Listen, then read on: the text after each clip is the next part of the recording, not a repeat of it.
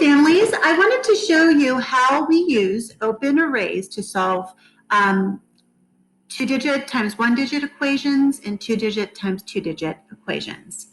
Okay, but first I want to backtrack and show you how we explain what an array is first to children. So if we were talking about the 3 times 4 array, the array for this would look like this, because you have 3 rows of 4, and when the kids add up all the dots, there's 12. Certainly, as the kids go up in grades, the arrays become bigger. So this would be 8 rows of 7. And it's really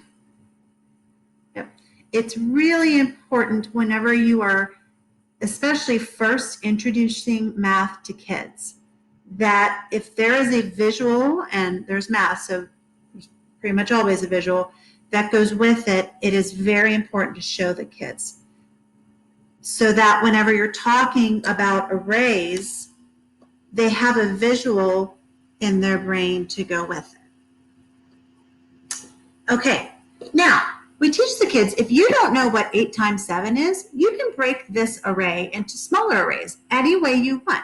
So for example, I'm going to break this apart. This would be 3 rows of 7, which is 21.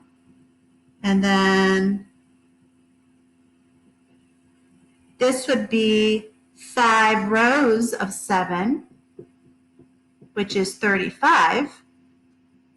And then when I add up the 2 parts, it is 56. Okay? Now, as kids get into equations with larger numbers, we show them how to use open arrays. For example, 26 times 5. It would take me a pretty long time to draw 26 rows of 5. So it's very inefficient for kids. So that's why we show them what's called an open array. So this is my 26 by 5 array. It's called an open array because I'm not drawing all the dots in here. But kids need to understand that there are still the dots in my array. I'm just not drawing all of them. So I'm going to break down this big array, which stands for 26 times 5, into 2 smaller pieces. I'm going to break apart my 2-digit number into 10s and 1s. And now this would be 20 rows of 5, which is 100. This would be 6 rows of 5, which is 30. I add up 100 plus 30, and my answer is 130.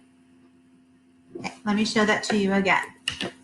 Let's say I had 38 times 4. So I'm going to draw my open array. And I try to draw the array so that it represents the array itself. So this is 38 rows of 4. So obviously this is going to be longer because 38 is way more than 4.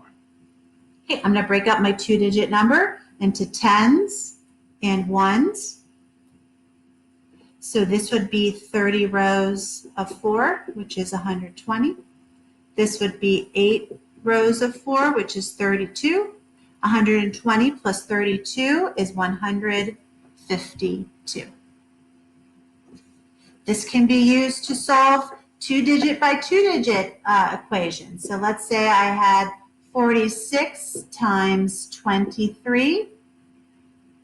Draw my open array. Okay, I'm going to break up 46 into 40 and 6. I'm going to break up this 2-digit number into 20 and 3. So look what it does. Now instead of having 2 parts, we're breaking up this big array into 4 parts and multiplying each part. So this would be 40 rows of 20, which is 800. This would be 6 rows of 20, which is 120. This would be 40 rows of 3, which is 120. And this would be 6 rows of 3, which is 18. So all I did was I broke it apart into manageable pieces. And so now we just add. And by the time the kids learned this, they have also learned the addition algorithm. So let's see, 8, that would be 5. This would be 1,058. Okay, show it to you again. Maybe try along with me. Let's have, I don't know, 64 times 47. So 64, keep drawing this though, there we go, 47. So I'm going to break this apart into 60 and 4. I'm going to break this apart into 40 and 7. So this would be 60 times 40, which is 2,400. This would be 4 times 40, which is 160. This would be 60 times 7, which is 420. And this is 4 times 7, which is 28. And it's important to remind the kids when they are adding up the partial products, they need to line the ones over the ones and the tens over the tens and the hundreds over the hundreds. Sorry about that. And the thousands over the thousands. So that would be 3,008. Okay. So later on, when we do show the algorithm, 64 times 47, they understand that. Pay attention because we're still multiplying 4 times, right? 7 times 4 is 28. Write down the 8, carry the 2. 7 times 6 is 42, plus the 2 is 44. So this was right here. Draw the 0 because now we're multiplying with tens.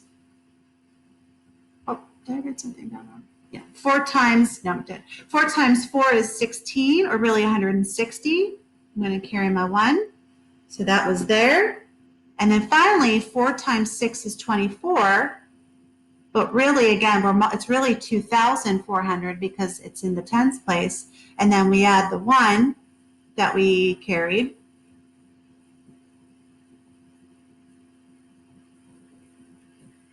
Same answer. So as they become proficient with this, we do move them onto this, but it's important to bridge the distance and to show how this strategy and this strategy go along together. Okay, I hope this video helped you at home. Don't forget to subscribe to my YouTube channel for more videos. Thanks.